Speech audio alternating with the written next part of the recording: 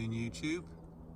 I believe it is the 3rd of September, and just a quick update on my outdoor tomatoes, just for reference for myself and also for you to see on how I've got on with them. September already, and I think we'll probably be making some green tomato chutney. This is Crimson Blush. I have just spent the last hour or so taking all the lower branches off these outside tomatoes. You can see that that is quite a size, but I don't think these will ripen. It doesn't help that they're surrounded by sunflowers and sweet corn as well, so they don't get any, well, if any sun here, I think. But they've no blight on them. Crimson family is renowned for blight resistance, and that's the Crimson Blush, which is the beefsteak tomato. So not many on there, but they'll make some good chutney. And lesson learnt: don't hide them away where the sun can't get to them. If I just push my way through here, these are, I don't think these are a beefsteak, I think these are just the Crimson Crush. They are starting on the bottom. The mice have moved in, as you can see there. I'm sure he's enjoying them, and possibly a mouse hole at the very bottom. Quite a few tomatoes on there. This is my first successful year of growing them outside, because I've always had blight. And you can see the foliage is still very good. There's no blossom end rot on any of them. And don't use these plastic wire tie guns on anything with any weight, because they just snap and they slip down, as you can see from that. The old-fashioned way of tying them in is definitely the best. Now this next one here, that is the one that people who have followed my channel will know that got frosted and didn't look as though it was going to survive, but that was the best one out of the ones that did catch the frost. And as you can see, it's produced quite well. I don't think all of them would have come back, some of them were too bad. But yeah, there's quite a few tomatoes on there. And if I spin you around gently, you can see where the main harvest of them is. There. They're not all going to ripen. There's more green than red. There's quite a lot on top. But yeah, very pleased.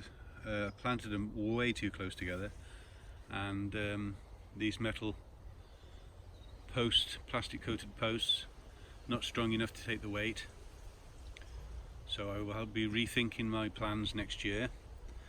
I've picked up some good tips from everybody else's channels and watching, and the frameworks that people have put in. So they'll go outside next year, probably in a row, and it'll be against a wooden support of some sort. But the quality of them is very good. You do have to make sure that they're well ripe. They taste a bit watery, but then if you do leave them a little bit longer, the flavour definitely improves on them. They're all Crimson Crush, and you can see the extent of the foliage that I've taken off today.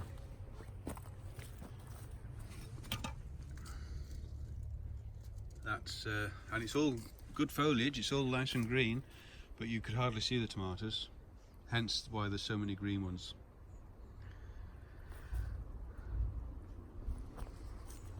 But I'm very happy with that.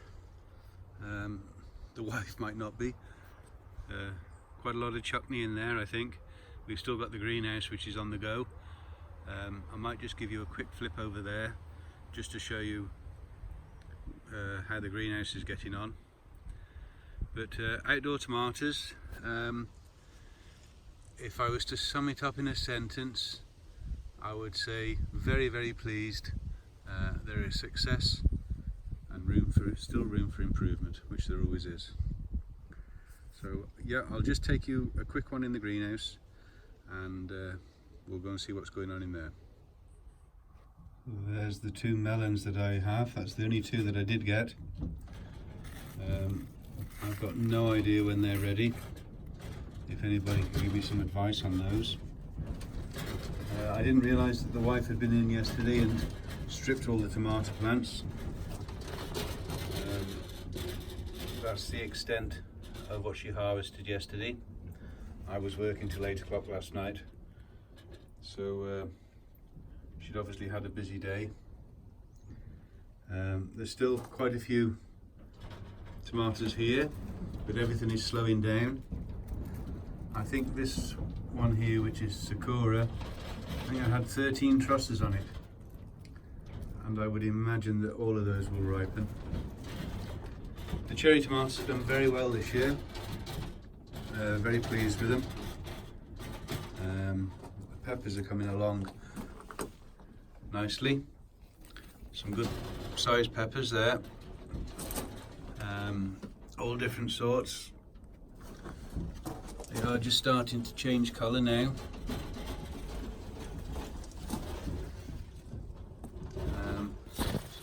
Some good bell peppers there. I will do it all different next year, learnt a lot. I think this greenhouse will probably be just for peppers next year, and maybe a couple of other things which I'm planning. But the tomatoes have been very good. I hope you can see that against the sunlight. As you know, I keep bubble wrap in my greenhouse all year round. Helps in the winter with insulation, and it stops all the scorch in the summer. The rest of the tomatoes, yep, they're starting to turn, but they're all coming to an end now, and it's been a very good harvest, and we have froze quite a bit, which I'm pleased about, because I can't be doing my shop bought tomatoes. They're no good at all. Excuse the rattling of the door. It's quite windy here today. Suffered with the wind a lot here this year, which we don't normally do. But that's the extent of the tomatoes in the greenhouse. Won't be long, I suppose, before I'll be taking them all out. There's some sweet pea seeds there. That's off one section of a 3-foot row, and I've still got another 3-foot row to take out yet. So I will be giving some sweet pea seeds away a bit later on, but I'll let you know about that nearer the time. My next video will probably be on harvesting. The mice have set in, so the carrots, which I was hoping to leave in the ground as long as possible, they're not going to grow a lot more now. They're starting to get cooler. So carrots, beetroot and all that I will be pulling up and storing, and I'll just show you the harvest and how I store them for winter use. To be quite honest, everything wants to come out now pretty well. I've got some brassicas to go in. I will be sowing some spring onions today, hopefully, and then as soon as they're through, in modules, 4 or 5 in a module, and then as soon as they're through and big enough, they'll go straight in the ground and overwinter for spring onions earlier on in the season. My apologies for lack of communication over the last 10 days to 2 weeks. Unfortunately, life isn't just gardening, and sometimes you have to catch up with other things. so I haven't watched many videos at all and or comments, but I've caught up pretty well. My shifts have changed at work, so Wednesday, Thursday, Friday is now my weekend, and the rest of the time I'm working till 8 o'clock at night. So that's a bit of a difference, but I'll soon get into it. So many thanks for watching. Love your comments. Any advice, always welcome. Take care, everybody. Thank you. Bye bye.